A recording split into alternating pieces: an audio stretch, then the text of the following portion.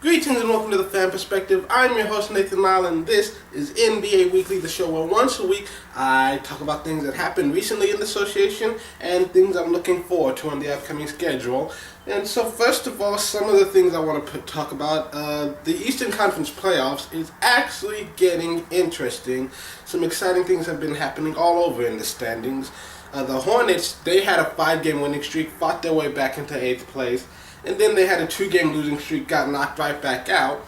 Then they won one yesterday, and the Heat lost. And so now the Hornets are back in 8th place. So that lower seeding is actually worth paying attention to now. There's an actual fight involved. And also for the Hornets, Kemba Walker finally returned from his injury. He missed about 20 games. But the night that he comes back, Jefferson comes down. And as of right now, I don't know when he's going to return because from what I'm hearing, the team has no idea when he's going to turn. They're just kind of waiting and seeing what's going to happen. And then you've got the Detroit Pistons. They've been such an up and down team all season. Kind of feel bad for the Pistons fans because early on in the season, you knew it was over. They were just playing poorly. But then they make some trades, get rid of some people. They start looking better again. They start inching closer and closer to the playoffs. And now they've lost 9 straight. And their season's basically done. You can't lose 9 straight at this point in the season and still hope to be a playoff team, man. Not in the stretch run. I mean, they haven't officially been eliminated from contention, but you've lost 9 straight. Come on, the odds are not in your favor, especially since one of the losses came to the Lakers, who have already been officially eliminated from contention. And then also the Raptors, they had a 4-game losing streak. They'd lost 10 of their last 12 games. And a month ago, the Wizards and Raptors, they were fighting for the 2nd seed. Now they're fighting each other for the 4th seed. And but there is some light at the end of the tunnel because last night the Raptors they got a victory. Kyle Lowry, man, he led the team in every category. 19 points, 8 rebounds, 8 assists, 7 steals, flirting with a quadruple double, basically willing Toronto to victory. I mean, so if he's getting back on track and playing up to par, then then hopefully they'll finally get their shit together and start winning again because they haven't been doing that lately. But you know who has been winning lately? The Indiana Pacers. They are on a 7-game winning streak right now, the longest active winning streak in the league. And the Spurs, they had won 6 straight, but they lost to the Cavs, which I can't even be mad at because Kyrie Irving just went off for 57 points. That's his career high. That's the highest that anyone scored in the NBA game this season. And that's also a Cavs franchise record.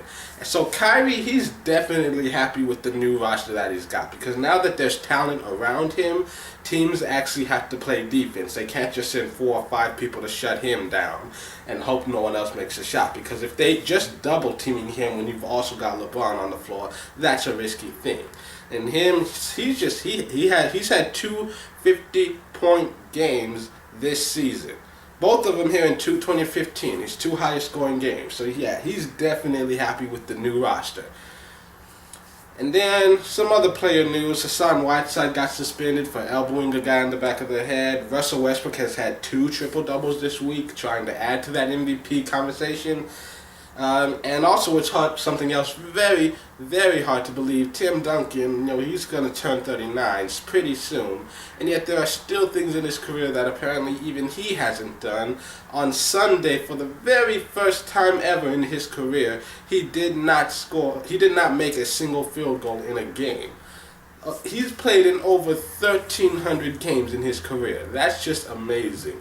1,310 games with at least 1 made field goal. That's the most all time. And then also, DeAndre Jordan yesterday, he hit the first 3-point shot of his career. Drained it, nothing but net with the buzzer. As the buzzer went off, just shit happens, man. They still lost, but that was a good shot. You can be proud of that, DJ. And so now a few games that I'm looking forward to this week. First of all, Saturday, honestly, not really much that looks interesting.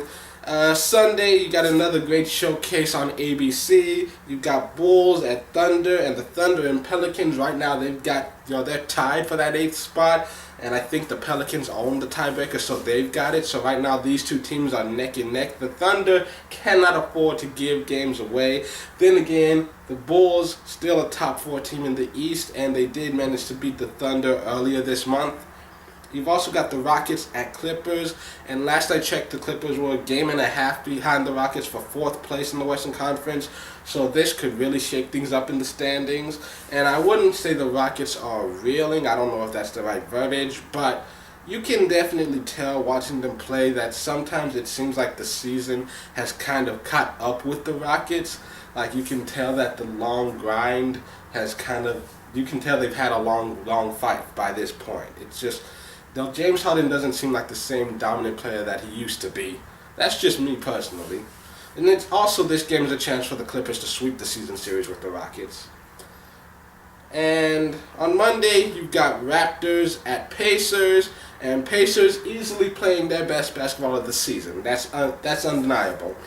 And currently, they're one of the scariest teams in the Eastern Conference to be matched up against. Meanwhile, though, the Raptors, of all the teams in the playoffs right now, they've had one of the worst records, one of the worst recent stretches, like dating back to February. They've just been struggling. And in case you haven't noticed here, I've already mentioned 2 Raptors games. There's kind of a theme going on here. This is a team you have to pay attention to, because this is the time where they need to get it together and start turning it around. Because if they keep losing, keep sliding, the playoffs are still not guaranteed yet. There's enough time left in the season, they could find themselves knocked out. And they've got a tough schedule this week too. And then next, you've got the Cavs at the Heat. Obvious storyline, LeBron returning to Miami again. Another storyline is, depending on how well the Heat do, they're not in the playoffs right now, but they're really only half a game out. Who knows? This could end up being, they're breathing down. They're a half game behind the Hornets, and I think they're half a game behind the Pacers too. This could end up being a first-round matchup, and I think that would be so poetic. So part of me wants to see the Heat string a few wins together, just so that we can have that matchup to begin the playoffs with. And then you've also got the Thunder at the Mavs, 2 teams at the bottom of the playoff standings right now, fighting each other for seeding.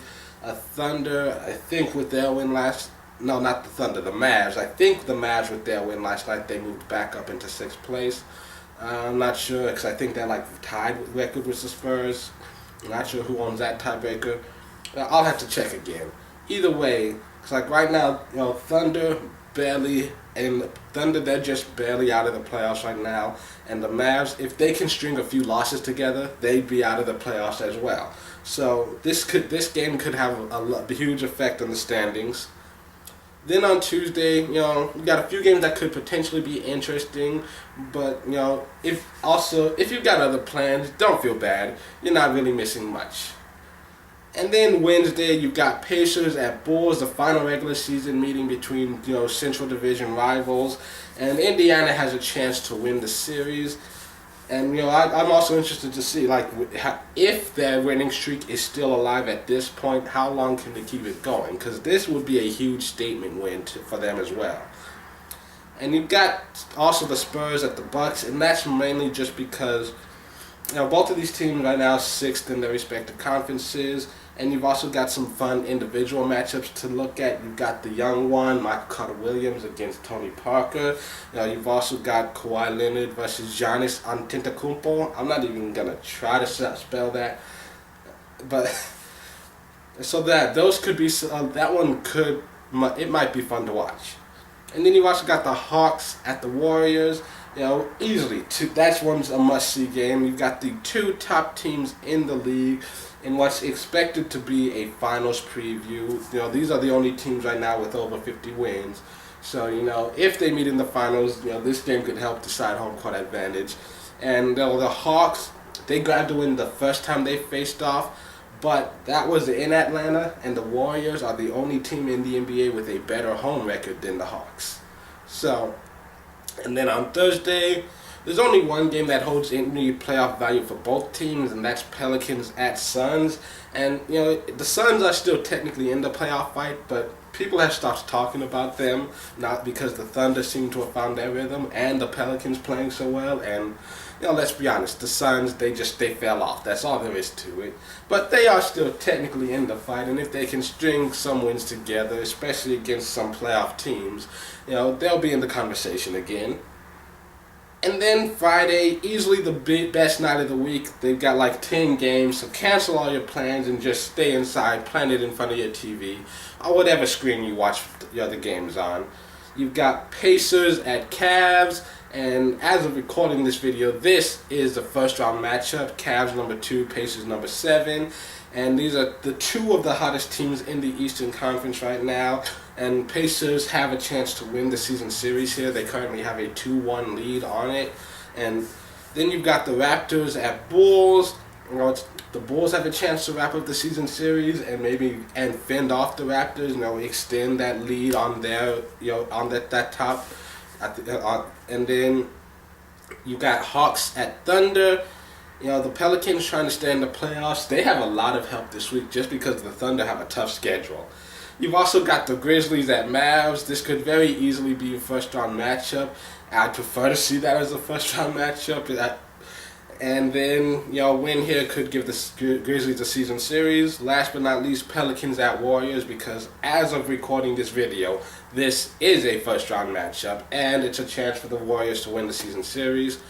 So that's it for this edition of NBA Weekly. Tune in next week for another all-new edition. But until then, this has been The Fan Perspective. I'm your host, Nathan Lau. Have a good week, and happy St. Patrick's Day.